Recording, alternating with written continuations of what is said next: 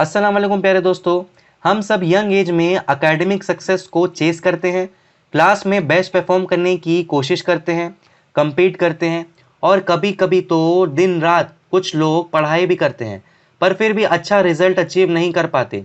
और वहीं कुछ स्टूडेंट जो एग्ज़ाम देने से पहले बोलते हैं कि मैं तो ठीक से पढ़ ही नहीं पाया। अक्सर ऐसे लोग बाकियों से अच्छे मार्क्स लाते हैं।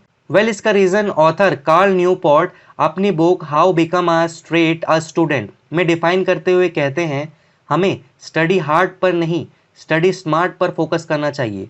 जो ए ग्रेड स्टूडेंट होते हैं वो बाकियों से बहुत ज़्यादा मेहनत नहीं करते, वे भी सेम नंबर ऑफ आवर्स के लिए पढ़ाई करते हैं।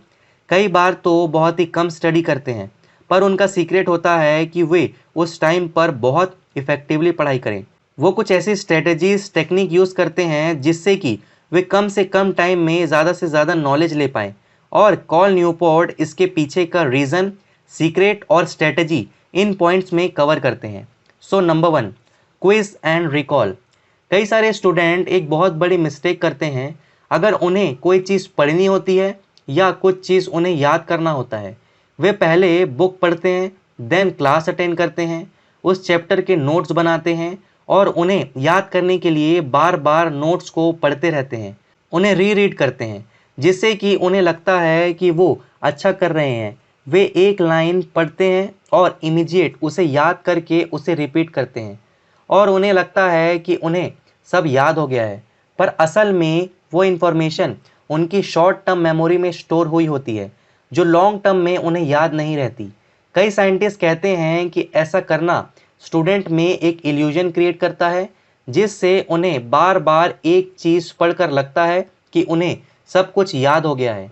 पर जब एग्ज़ाम में उन्हें वही सेम क्वेश्चन पूछा जाता है तो उन्हें कुछ याद नहीं होता, क्योंकि वो अब तक पढ़कर याद कर रहे थे और एग्जामिनेशन हॉल में वो लोग पढ़कर तो आंसर नहीं लिख सकते हैं ना। एल्बर्ट आइंस्टाइन का कहना था कि if you can't explain it simply, you don't understand it well enough.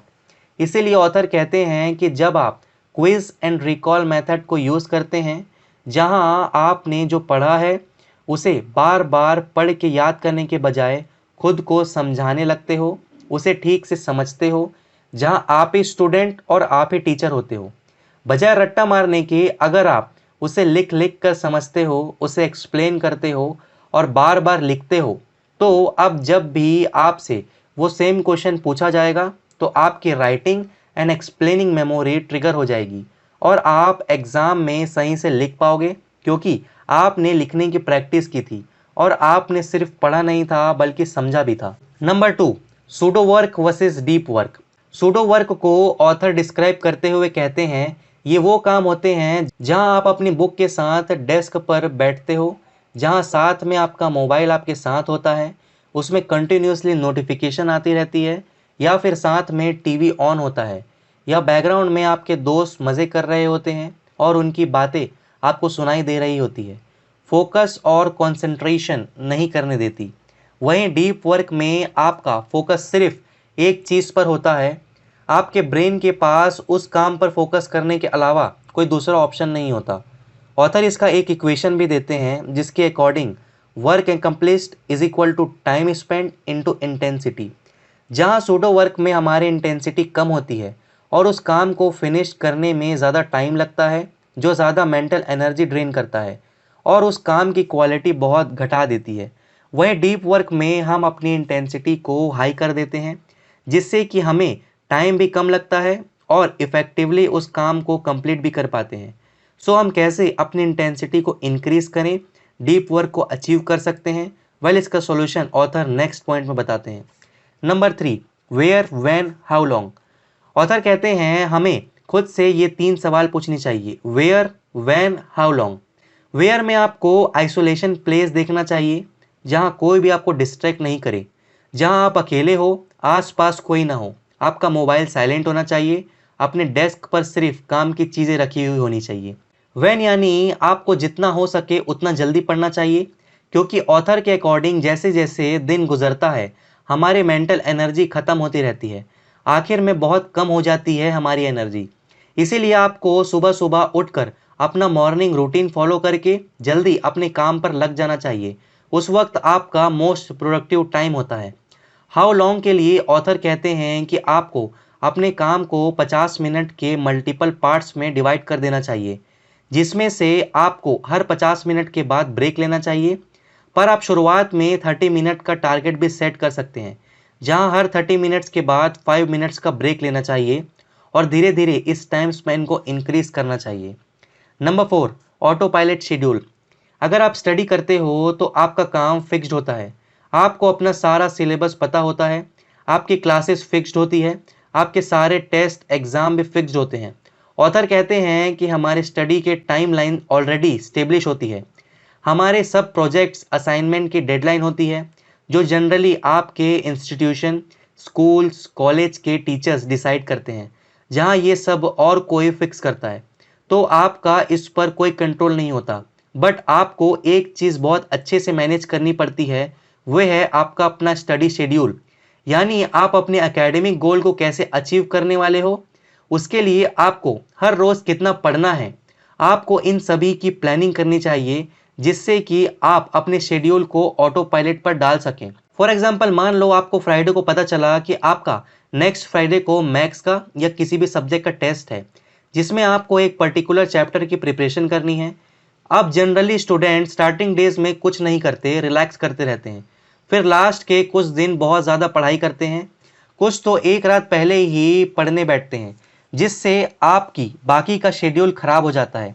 साथ ही इतने कम टाइम में पढ़कर आप इतना अच्छा रिजल्ट भी नहीं ला पाते, जिसके लिए आपको ये करना चाहिए कि आप इस टेस्ट के लिए 7 डेज के यानी नेक्स्ट फ्राइडे तक एक फिक्स्ड टाइम ब्लॉक कर लीजिए, जिस टाइम में सिर्फ आप उस टेस्ट के लिए प्रिपेयर करोगे, जहां आप हर दिन 1 आवर के लिए सिर्फ उस सब्जेक्ट को पढ़ोगे जिसका नेक्स्ट वीक टेस्ट है, जो कि कंसिस्टेंट बेस पर पढ़ने से आपका ब्रेन उसे अच्छे से एब्जॉर्ब कर पाएगा और आपका पूरा दिन भी बर्बाद नहीं होगा। Number 5, take care of your physical health. कई सारे स्टूडेंट्स की ऑथर से यह कंप्लेन होती है कि वो फोकस नहीं कर पाते, उन्हें बहुत नींद आती है, उनमें एनर्जी नहीं होती है, वो लॉन्ग टाइम तक मोटिवेटेड नहीं रह पाते और बहुत जल्दी बीमार पड़ जाते हैं। बट आप ही सोचिए कि ऐसी बैड फिजिकल कंडीशन से कोई भी ए ग्रेड स्टूडेंट बन सकता है क्या? आंसर है नो, क्योंकि आपकी फिजिकल हेल्थ आपकी एक्सेलेंस की फाउंडेशन होती है। एक ए ग्रेड स्टूडेंट होने के लिए आपको ओलंपिक एथलीट की बॉडी बनाने की ज़रूरत तो नहीं है, बट आपको अपने बॉडी के सभी फंक्शन को बेटर कंडीशन में रखना बहुत ज़रूरी है। फॉर एग्जाम्पल, मान लो आप रास्ते में कहीं जा रहे थे और आपका एक्सीडेंट हो गया और आपके पैर में काफ़ी ज़्यादा चोट लग गई। अब अगर आप उस रात पढ़ने बैठोगे तो आपका ध्यान पढ़ाई से ज़्यादा आपके पैरों के दर्द पर जाएगा और आप अच्छे से पढ़ नहीं पाओगे। अगर आपकी बॉडी अच्छी कंडीशन में नहीं है तो उस वक्त आपकी बॉडी पढ़ाई के लिए डिस्ट्रैक्शन बन जाएगी, जब आपके ब्रेन का फोकस बॉडी में चल रहे छोटे मोटे इशू में इतना ज़्यादा उलझा होगा कि पढ़ाई पर फोकस नहीं कर पाएगा। इसीलिए एक ए ग्रेड स्टूडेंट बनने के लिए आपको अपने माइंड के साथ साथ अपनी बॉडी का भी ख्याल रखना चाहिए। Number 6, clarify your doubts immediately. कई स्टूडेंट्स पढ़ते टाइम अपने डाउट्स को बचा कर रख लेते हैं, जिन्हें वे एग्ज़ाम में कुछ हफ्ता पहले ही सॉल्व करना शुरू करते हैं, जिससे वह एग्ज़ाम को लेकर और एंशियस और पैनिक होने लगते हैं। ऑथर कहते हैं कि इसका एक ही सॉल्यूशन है, ask question a lot of them. जितने भी ए ग्रेड स्टूडेंट होते हैं उनमें एक बात कॉमन होती है, उन्हें चीज़ों की बहुत डीप नॉलेज होती है। ऐसा नहीं होता कि वह कुछ इंपॉर्टेंट पढ़ते हैं और अगर उन्हें समझ नहीं आता तो वे उसे छोड़ देते हैं, बल्कि वे उसे डाउट को इमीडिएट क्लियर करते हैं, क्योंकि ए ग्रेड स्टूडेंट कभी हाफ नॉलेज पर रिलाई नहीं करता। इसीलिए अपने मार्क्स को इंक्रीज करने के लिए इस हैबिट को डेवलप करना बहुत ज़रूरी है, जिसके लिए आपको रेगुलर क्लास अटेंड करनी चाहिए। ऑथर क्लास ज्वाइन करने को बहुत इम्पोर्टेंस देते हैं। कई स्टूडेंट को लगता है कि वो टीचर के बिना भी पढ़ सकते हैं और सेल्फ स्टडी से अच्छा स्कोर कर सकते हैं, बल्कि ये बिल्कुल भी सच नहीं है। आपका टीचर चाहे कितना भी बोरिंग हो, उनकी क्लास ज्वाइन करने से, उनसे क्वेश्चन पूछने से, अपने डाउट क्लियर करने से आप अपनी प्रीशियस टाइम सेव करते हो और ज़्यादा तेज़ी से कंसेप्ट को समझ सकते हो, उन्हें याद कर पाते हो, जो कि सेल्फ स्टडी से करना बहुत मुश्किल होता है। तो अगर आपको ये वीडियो अच्छी लगी है तो वीडियो को लाइक करें एंड सब्सक्राइब बटन पर क्लिक करें। इस चैनल को ग्रो करने में सपोर्ट करिए और बेल नोटिफिकेशन ऑन कर लीजिए ताकि आने वाली वीडियो आप मिस ना कर पाए। आपने मुझे इतना समय दिया, उसके लिए थैंक यू वेरी मच।